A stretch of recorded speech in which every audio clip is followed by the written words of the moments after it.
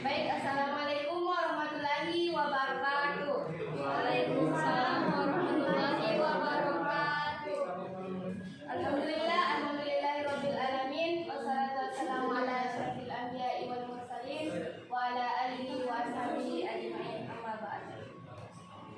Baik, terima kasih atas kesempatan yang telah diberikan kepada saya. Berdirinya saya di sini tak lain ingin mempresentasikan hasil kerja saya, yaitu membuat PowerPoint mata kuliah teknik presentasi dan penulisan artikel yang berjudul karya tulis ilmiah. Langsung saja kita masuk di materi, yaitu apa itu karya ilmiah.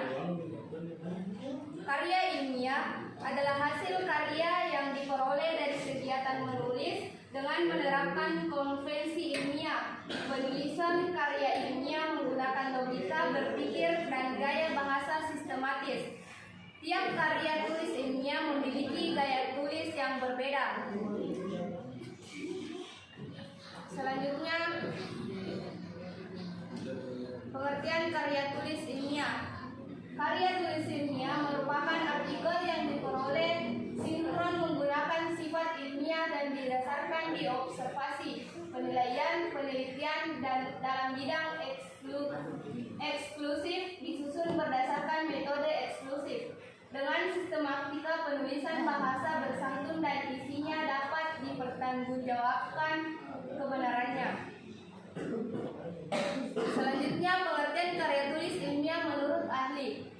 Menurut Broto Wijoyo, karya ilmiah merupakan karangan ilmu pengetahuan yang menampilkan fakta dan dibuat dengan menggunakan metodologi penulisan yang baik dan benar.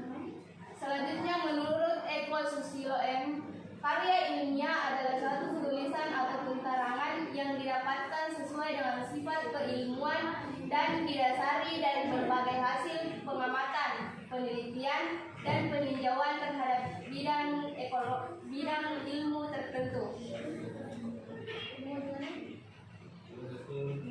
Selanjutnya, jenis-jenis karya tulis ilmiah, yaitu yang pertama ada laporan penelitian. Laporan penelitian ilmiah ini dilengkapi dari suatu penelitian setelah kegiatan penelitian berakhir sebagai pertanggungjawaban ilmiah dan sebagai dokumen tertulis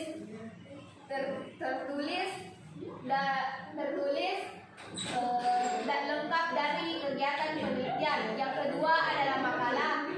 Salah satu produk karya tulis ilmiah yang membuat kajian tentang suatu masalah di lingkungan sekitar ialah landasan pembahasannya adalah keberadaan data di lapangan yang bersifat empiris atau objektif.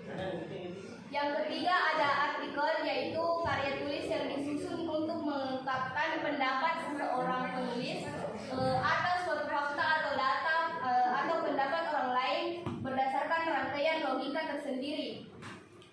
Selanjutnya ada skripsi, yaitu istilah yang digunakan di Indonesia untuk mengilustrasikan suatu karya tulis ilmiah berupa paparan tulisan hasil penelitian sarjana S1 yang membahas suatu permasalahan atau fenomena dalam bidang ilmu tertentu dengan menggunakan kaidah-kaidah yang berlaku. Selanjutnya ada tesis, yaitu pernyataan atau teori yang didukung oleh argumen yang dikemukakan dalam karya tulis ilmiah untuk mendapatkan gelar kesarjanaan pada perguruan tinggi. Selanjutnya yaitu ada disertasi. Disertasi atau karya tulis ilmiah. Disertasi ini adalah karya resmi akhir seorang mahasiswa dalam menyelesaikan program S3 ilmu pendidikan, disertai merupakan bukti kemampuan yang bersangkutan dalam melakukan penelitian yang berhubungan dengan penemuan baru dalam salah satu disiplin ilmu pendidikan. Selanjutnya ada metode penulisan karya tulis ilmiah. Metode penulisan karya tulis ilmiah yang pertama adalah melakukan observasi dan menetapkan masalah dan tujuan. Yang kedua menyusun hipotesis. Yang ketiga menyusun rancangan penelitian. Yang keempat melaksanakan percobaan berdasarkan metode yang direncanakan. Yang kelima melaksanakan pengamatan dan pengumpulan data. Yang keenam menganalisis dan menginterpretasikan data. Yang ketujuh merumuskan kesimpulan dan teori. Dan yang terakhir adalah melaporkan hasil penelitian. Selanjutnya ada syarat-syarat karya tulis ilmiah, yaitu yang pertama menyajikan fakta objek secara sistematis. Yang kedua ada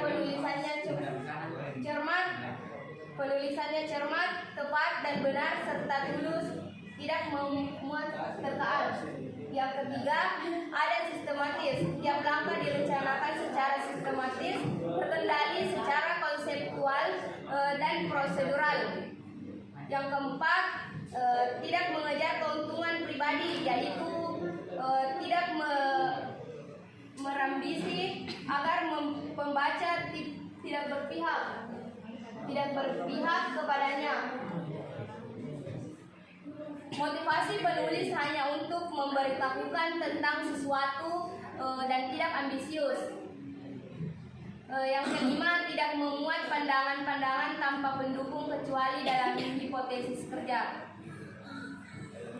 Selanjutnya yang keenam yaitu menggunakan bahasa ilmiah. Yang ketujuh, karangan ilmiah tidak emotif, tidak menonjolkan perasaan. Yang kedelapan, tidak memancing pertanyaan-pertanyaan yang bernada keraguan. Yang kesembilan, tidak persuasif. Keragaman ilmiah itu benar-benar untuk mendorong pembaca mengubah pendapat, tidak melalui ajakan tetapi membiarkan fakta berbicara sendiri.